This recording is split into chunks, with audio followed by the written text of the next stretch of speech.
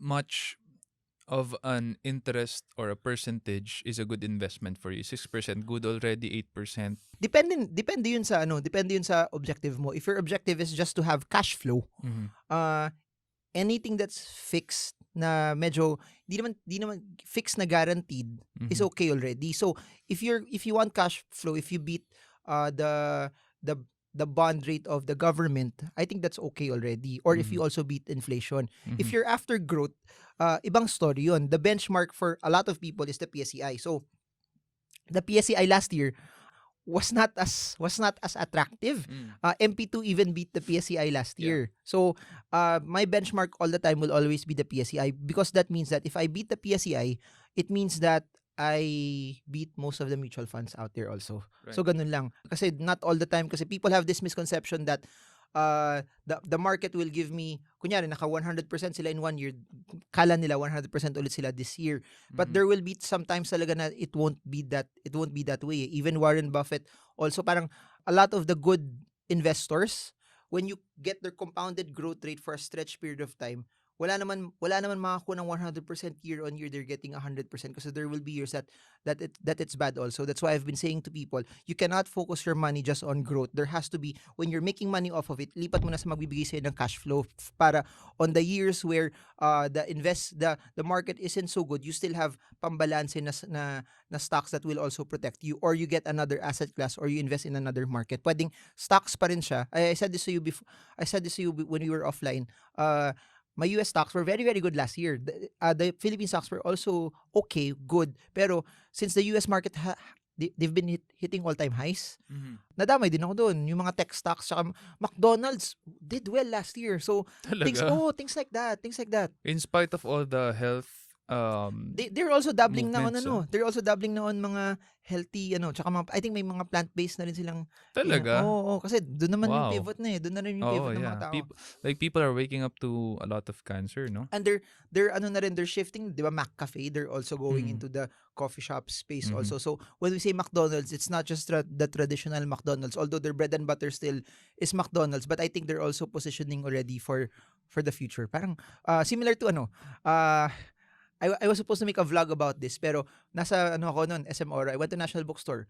Pagpasok ko, I was shocked na out of the space, parang 1/5 na lang yung books. So Talaga. so you see, National Books are also pivoting that they don't have any books anymore. They're more office supplies, school supplies na. So how does that impact authors like us? For authors, Yeah. I think they might be disrupted, Mhm. but for people who publish their own work, Mhm. it doesn't affect those persons. Mhm. Kasi there's other ways Shopee is still there So Mhm. if you're just the one writing, well, ano talaga, the one who creates the most value and knows how to pivot will always win. So if you know how to pivot, it shifts and it changes. You will still make money off of it. Follow-up question about the growth percentage. So you mentioned kanina, basta you're beating inflation For and cash flow. for cash flow. Mhm. So, and you're also a growth investor Mhm. plus cash flow investor. Mhm. Inflation is how much? 5%, 6%? No. Last year it was may time na below 1 pa siya, if I remember it correctly. So Yeah, inflation pero was for the entire year though, it's more than that, right? More than uh 1%. lesser than 5. Lesser than We're 5. not if you're talking about 2018, it was Yeah. above 5. Pero you're talking about 2019, sobrang baba niya last year. Right. It was super all of all of the scary things about inflation noong 2018, Mhm. wala siya lahat ng 2019. Yung Right. naghinder lang sa market umakyat was number one, yung trade war Mhm. between the US and China, which Yeah. is something external. Then at the end of the year, lahat ng mga Manila Water, Maynila, Oo. napapasara ko kayo, ganun. So it had a contagion in the market, ganun siya. Grabe yun, apektado ako doon. So Yung stocks ko lahat bagsak. and hindi lang yun. It affected also the general things like that kasi may effect yun sa mga investors kasi foreign investors in particular, Yeah. kasi yung laro doon, Indonesia, Philippines, Thailand, Vietnam, almost the same may ganito ka sa Philippines, Mhm. walang ganyan sa Vietnam. Saan Mhm. ko lalagay pera ko? We Mhm. have to look at it that way also. It's sometimes it's not just us, there are other people around the world also that pwedeng paglagyan ng pera. Right. And foreign investors' money makes up majority of our PSEI. So with that, let's shift a little bit.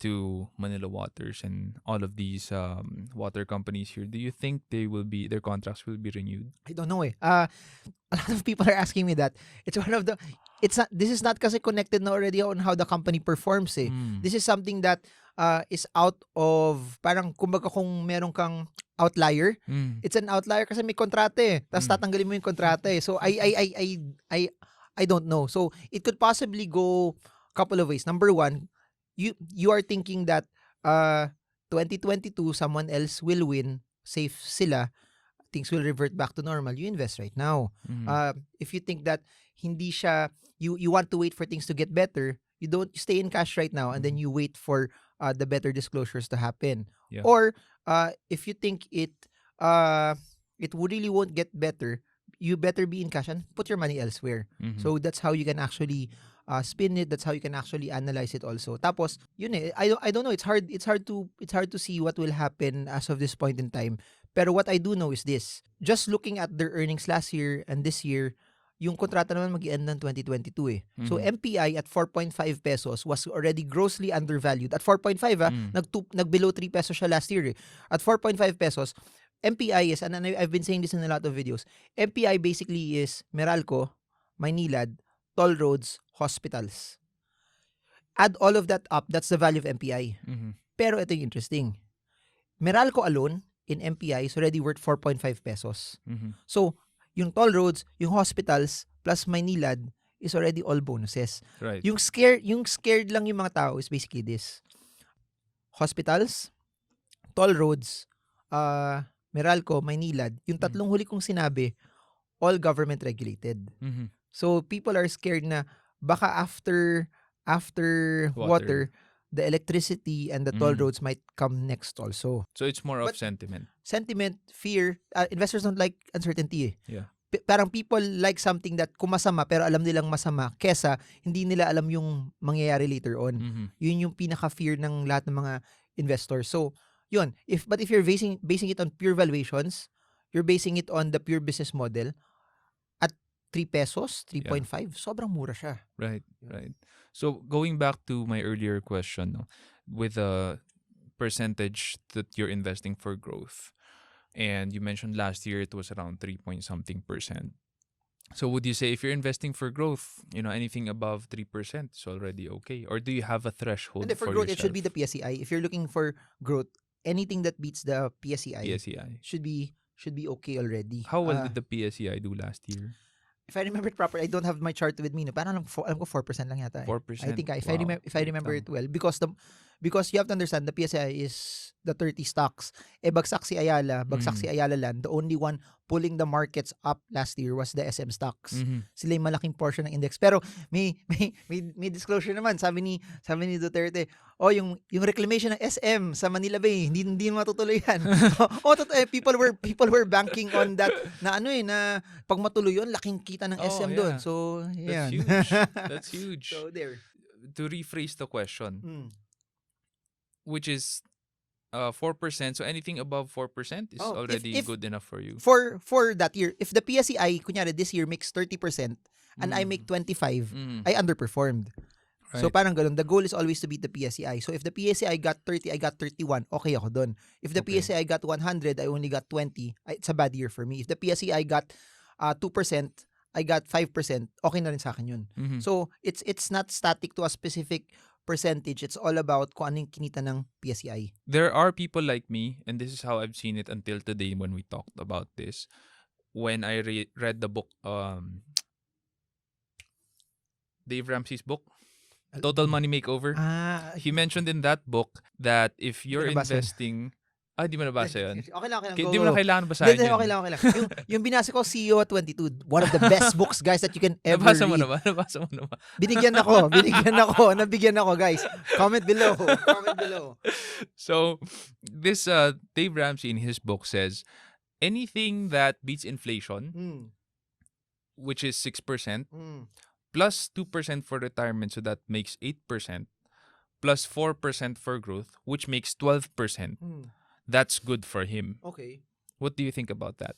That's good, especially if you have the context. No? See, Dave Ramsey, he's a mutual funds type of person. Mhm. Meaning, I just put the money in, that the fund that I invest in over a stretch period of time should at least beat yung 12% na ano niya. It's different kasi when it's the stock market that you're investing, it's basically yung trades mo will depend on how your earnings will work eh. So hindi ko siya mabe-benchmark na ano na this percentage, pero I like that in a way because it gives a person a round number na at least ito yung kailangan ko makuha para may buffer ako para mag-grow yung pera ko. So 12% on a yearly basis, that's good na. That's good na. Especially kung passive ka. Your money will double say in 8 years. Tapos faster pa if you compound it. For a passive person, pwede. Pero my suggestion is this, para may context tayo. You said that business person. It's under the context that they're making money also from their business. Yeah. And that investment is just a side thing from their business. That's one. Or they're employed and they have other streams of income also. So, yung lamang lang ng business person is if the business does really, really, really well, parang play money lang yung investment niya. Parang pang side, pang hedge lang of sorts. Parang ganun. So you mentioned kanina he's more of a mutual bonds type of person, but mutual bonds, I think, don't even go up to 10%. I think he's a mutual fund type of person, not just necessarily bonds. May equity component din sa mutual fund. So, like last year, kung I assume na invested sa US markets yung sinasabi niya mutual funds, the mutual funds in the US last year did really, really, really well. As in nag-all-time high pa rin yung market ngayon. Kasama pa yung nangyari yung sa Iran, kasama pa yung nangyari sa Trump impeachment, kasama pa yung nangyari sa all of the things that were happening in the US markets last year, and then madami pa nagsasabi magkaka-recession yan. Nag-all-time high pa rin tayo eh. In spite of the trade war with China. In spite of the trade war with China. Yeah. What do you think drove that growth? People are saying the economy is good eh sa US. People are there's syempre may two sides to the story yun. May mga nagsabi pangit daw, may nagsasabi maganda, pero based on the reports that I'm seeing, right now in Trump, the economy is much better when it was Obama's time also. Wow. So parang ganun. Pero there are people also who don't like Trump that will say na hindi okay, na medyo artificial yung growth din na nangyayari. So I'll give you an example. What Trump did was this, nagbigay siya ng mga tax incentives.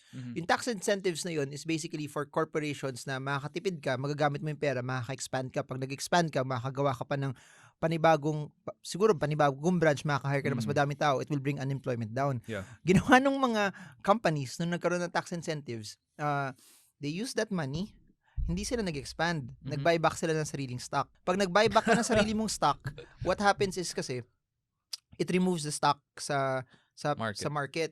Kukonti. Yeah. So, yung valuation siya tataas. So, now, so, pros and cons lagi siya. Yeah, pros and cons. Good for stock investors, as in, not good for people na walang trabaho. Right. And I think that's because Trump is basically a Republican.